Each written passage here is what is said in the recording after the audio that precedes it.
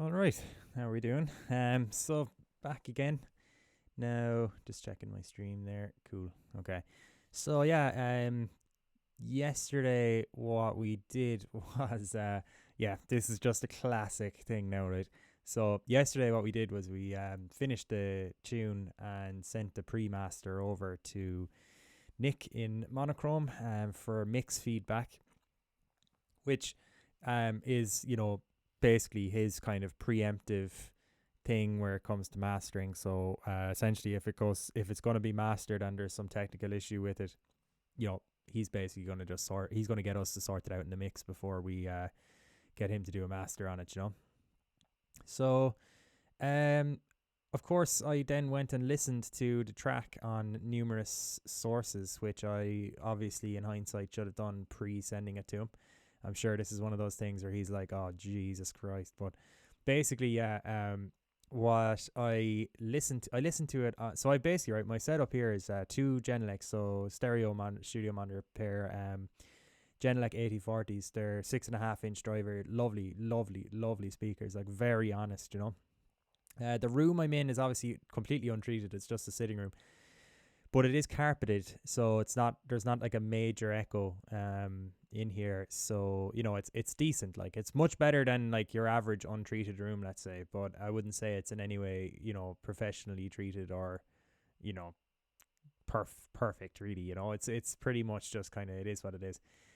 So I listened to it. I also have the Bayer Dynamic DT990 250 ohm, right? Now, one thing I'll say about them, and it is a thing people do mention it quite a bit when you'll see it in like the Ableton Live group on Facebook or whatever. It'll be like, oh, don't buy them. You need to get its own independent preamp to drive it because the impedance is too high, 250 ohms. And I wouldn't totally disagree there.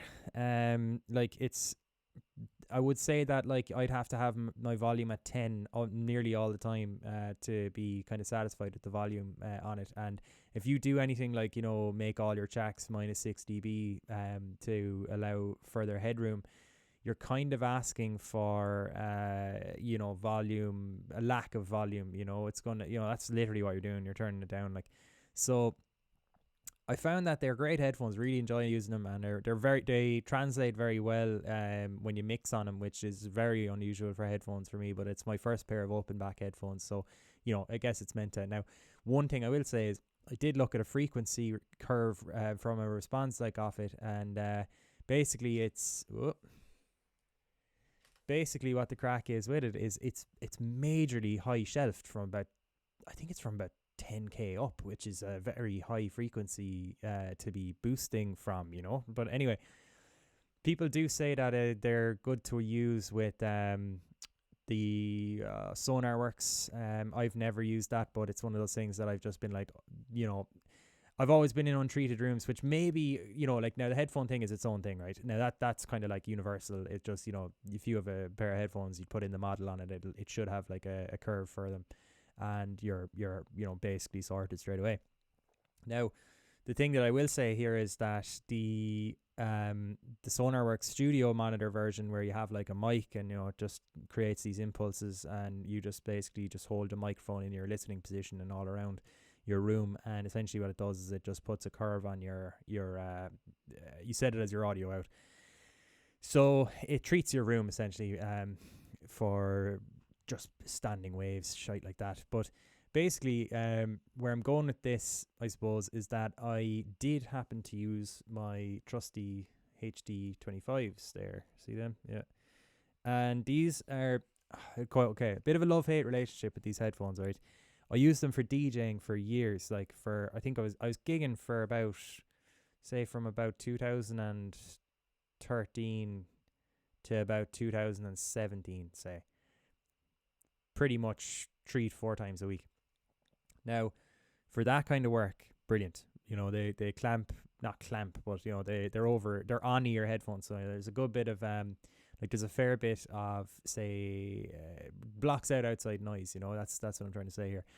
Very well, and you can drive them up because they're 80 ohms, so you can drive them up, particularly with a Pioneer mixer. You're never going to run out of volume there. Like in fact, you want to be careful with how loud you can drive them. So I did throw them on, and then of course I listened to the pre-master I sent Nick, and I could hear like fairly audible clipping on a few elements. Now it's funny, I thought because I basically dropped it all, like, so I'll just check a look at the project here, right?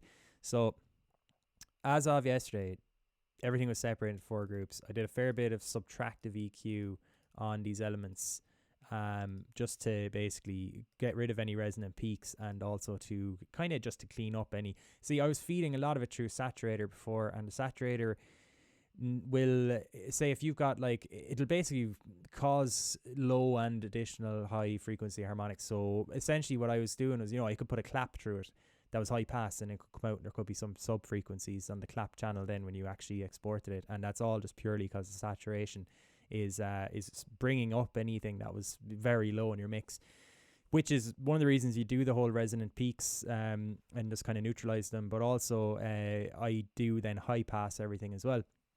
Now the issue was that I put the tape saturator on it at the very end, just for kind of just a one last kind of thing. Now I thought I didn't drive it in too hard, so I was like, oh yeah, it should be safe, but I was getting this clipping that was only audible on the Sennheisers when driven pretty high. Now I'd be very careful like with my hearing and that, but I do like to turn it up just to be 100% sure there's nothing. Now I didn't drive the Genelecs too hard, which I'm sure they would have shown it up as well, but like I kind of like to keep them at like a reasonable volume.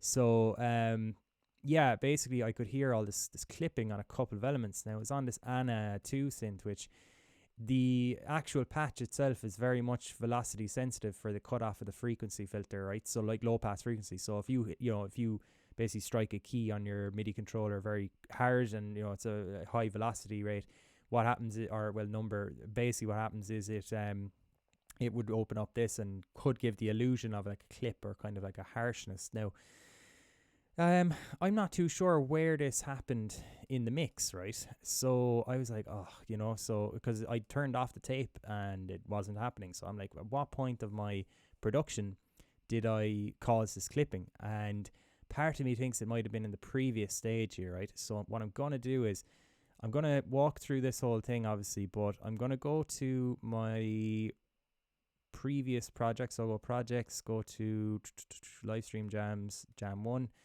And then, okay, so the first project we did was called Jam 1, right? Then we rendered it stem bounds for mixing. That went into Mixdown project. Then we rendered our stems out of that to final stems, and then final stems went into pre-master, right?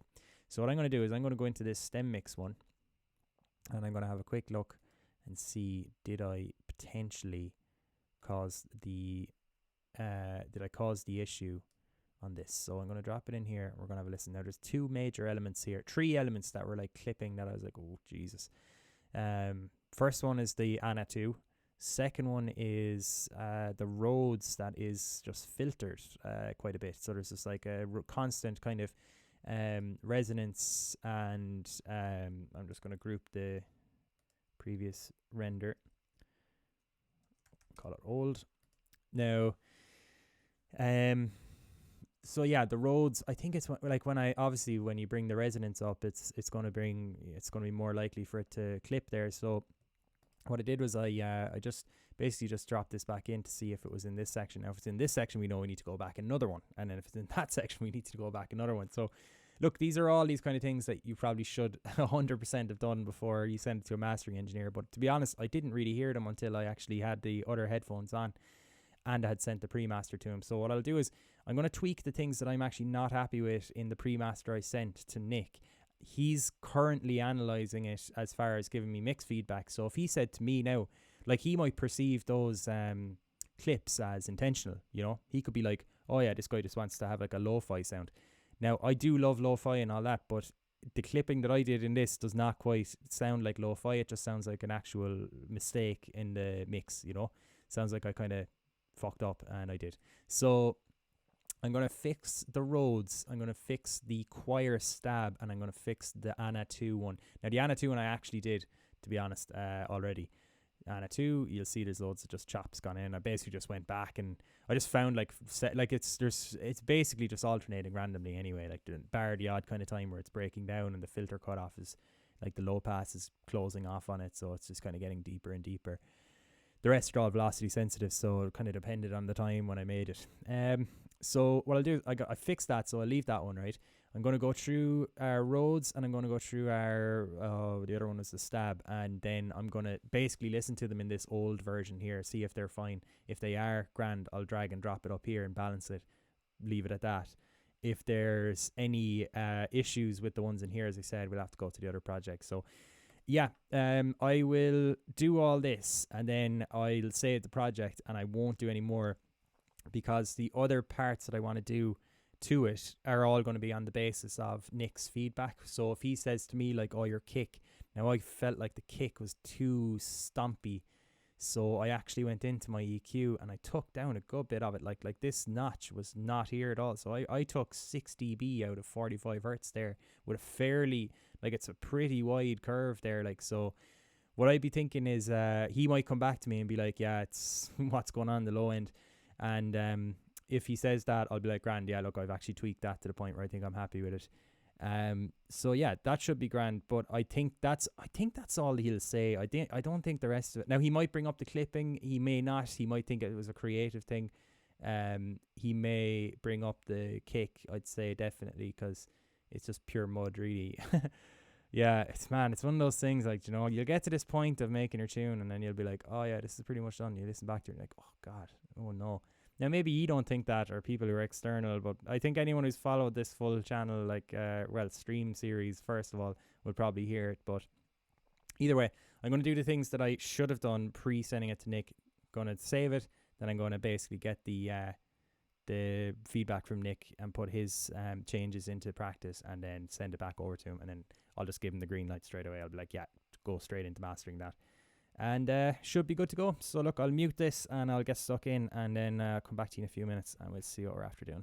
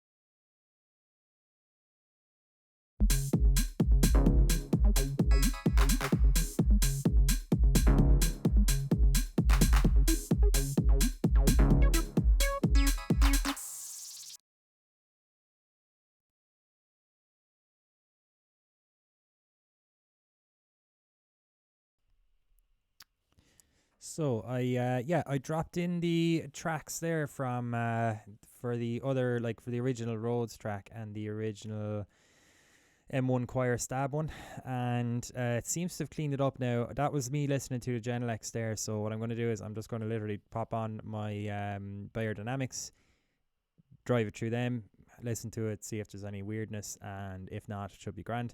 Then I'm going to do it one more time with the Sennheisers, so that'll take just about another 10 minutes. And then I got a couple of new toys today.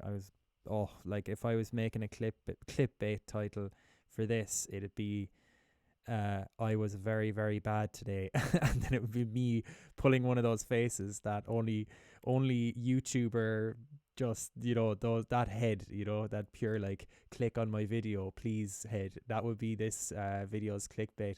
I couldn't be arsed doing it, but it would be funny to do one. But just no way. So I'm going to listen to it again. I'm sorry now, it'll be a bit boring for you. It's the same crack just over and over. But either way, look, it's just, as I said, it's to make sure that there's no weirdness on any other audio devices that I have here. And that being the case, I want like to emphasize that this is something that you should do yourselves anyway. But look, you burn your ears out. But again, I'm only working on this tune for an hour a day, so it's not the end of the world. But look, I am going to, as I said, play it again and just have a listen yourselves.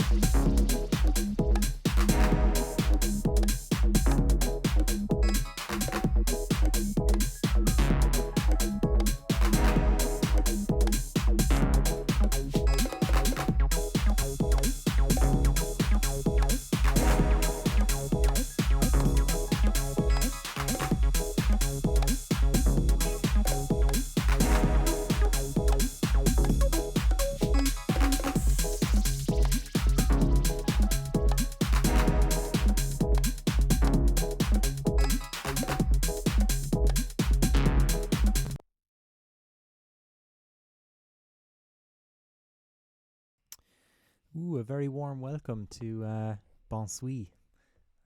Thank you very much for joining, my friend. Been a quiet stream so far. Basically, I submitted the track for mastering yesterday and then listened back to it several times last night and realised that there may have been an error or two in there. So I am currently just listening back to it one more time across 3 different devices just to be sure that it is all perfect now at this stage. Now I'm pretty happy with it.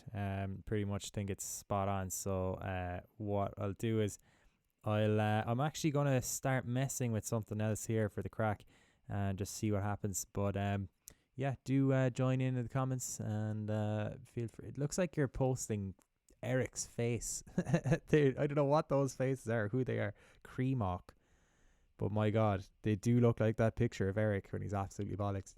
But grand. Sure, look, we'll get stuck into something else here now anyway.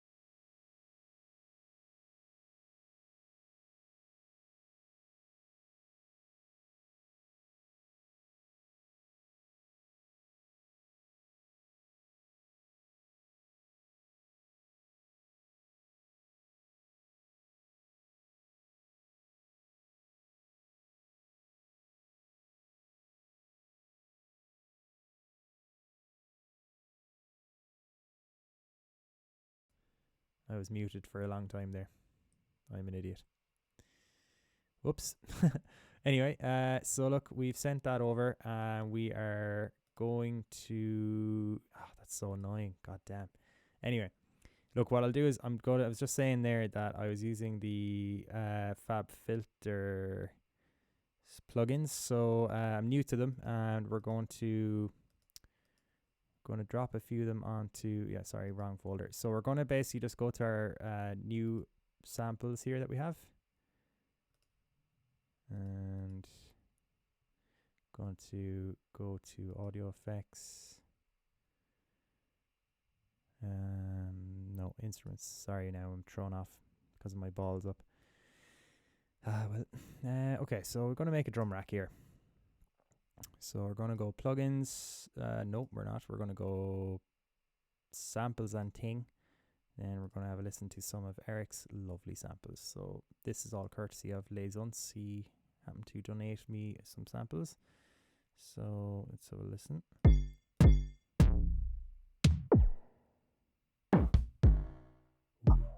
Some lovelies. Lovely. Okay. So let's hot swap these. C1. Have I any device here I can use? Oh, I don't. Okay.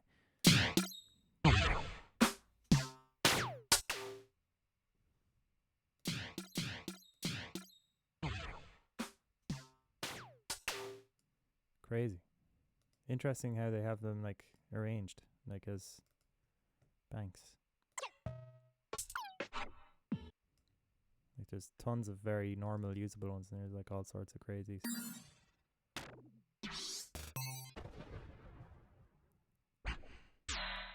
Nice. Okay. Let's take a random one here.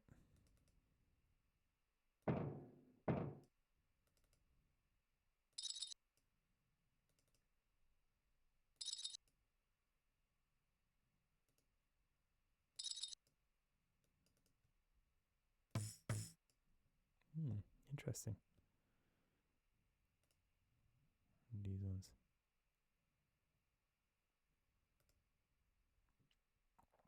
Actually, let's have a look. Desktop music samples ALM1.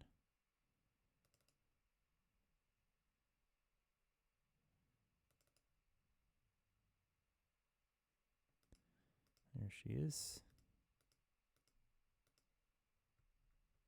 Tons of these as well. Jesus. Class. Okay. Hot swap again.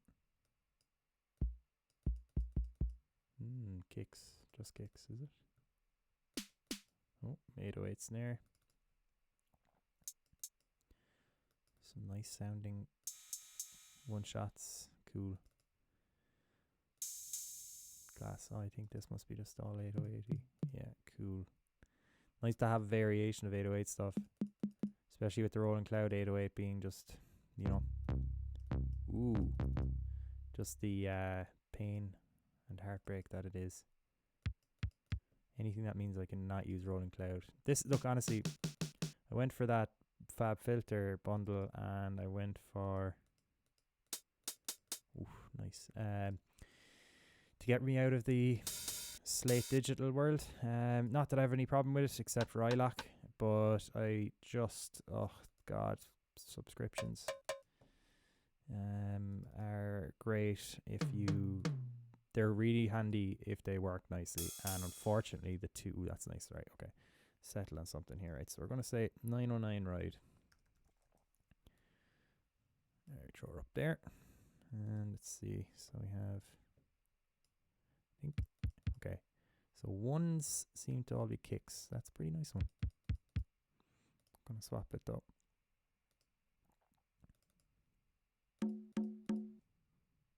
Maybe not all kicks. Trying to figure out whatever system they've got here, but doesn't seem to have one. Let's see, channel 1.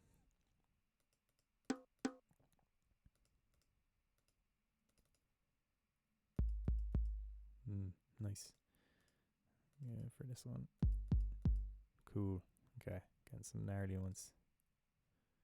This won't be a kick. 909 snare.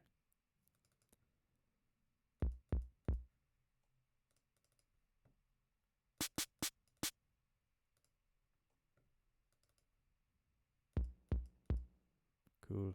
Nice kick. Weird one. Nice too. Some stompy. Jesus. Not quite what I'm after, but potential time. That's cool.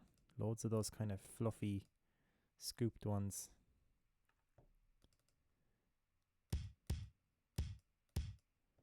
Nice as well. Not quite what I'm after. That's cool. All of these are class. Okay. Suppose no harm just going through all of these anyway.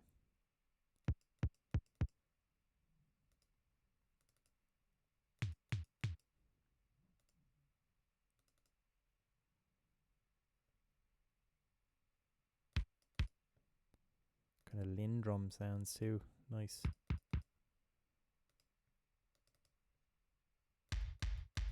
Mental. Okay.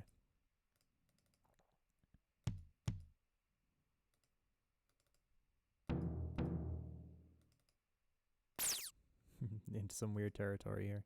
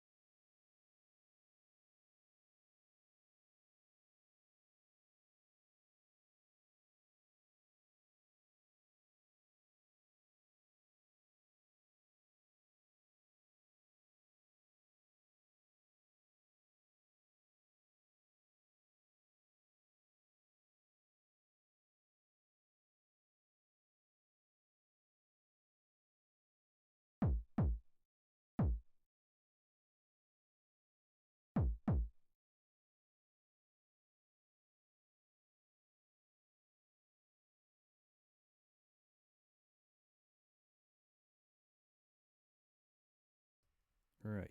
So, sorry, a couple of interruptions there. This is pretty banging 909 kick, so we're going to just call this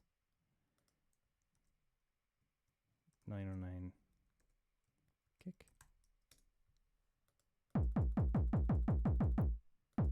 Oof, like that. Okay, let's have a look.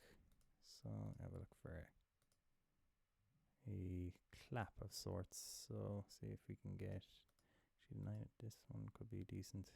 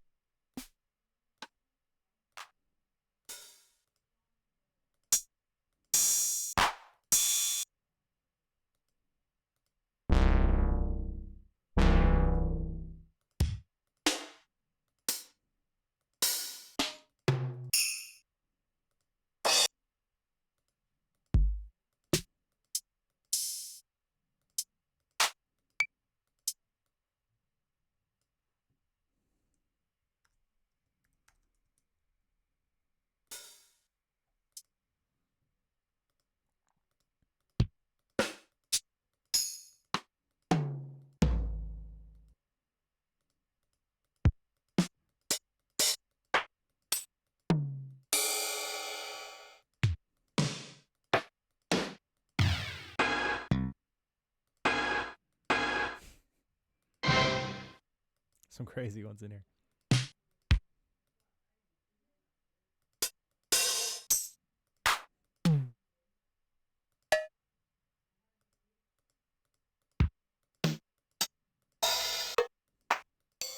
Well, that motherfucker.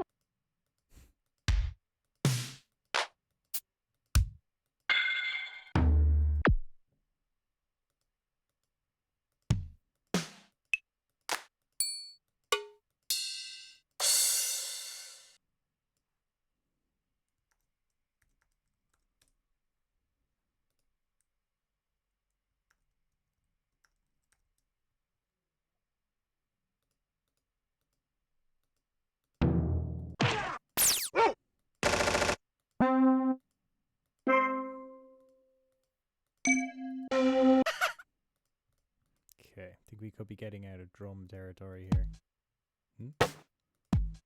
Could I be wrong? Jesus.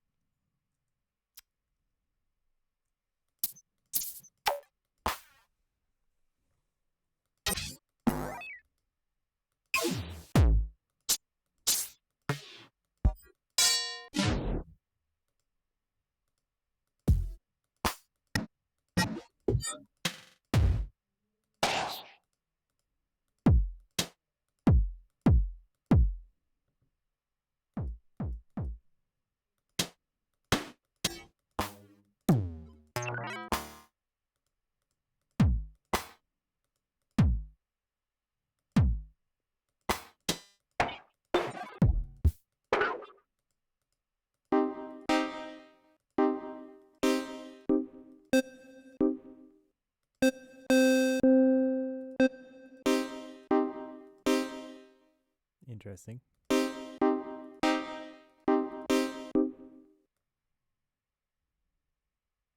Okay, let's think about this. Cancel. Alright. Crash. Ride. Okay. Chord stab.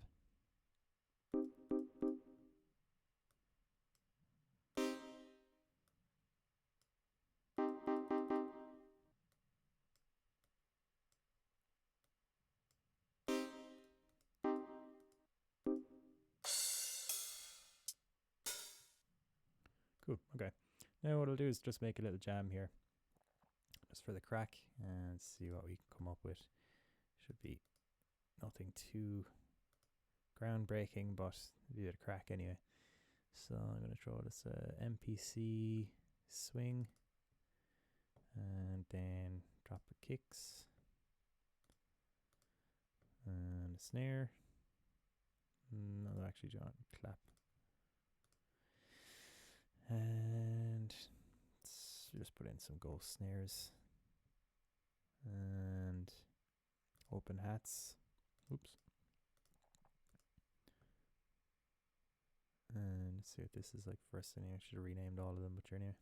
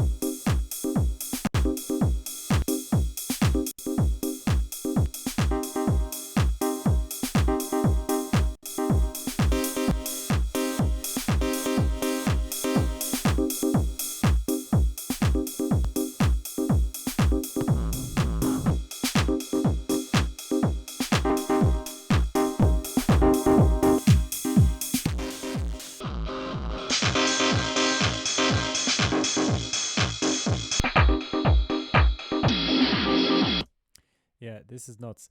I've never really used Saturn, but my God, I am the amount of like sounds I just heard in there from flicking it through the presets, and I was like, man, this sounds like a tune. Man, this sounds like a tune. And like every single one. So those presets, those presets are obviously very commonly used, which is great. So that's pretty cool. So let's just listen to it. Samples are great though. The reverb.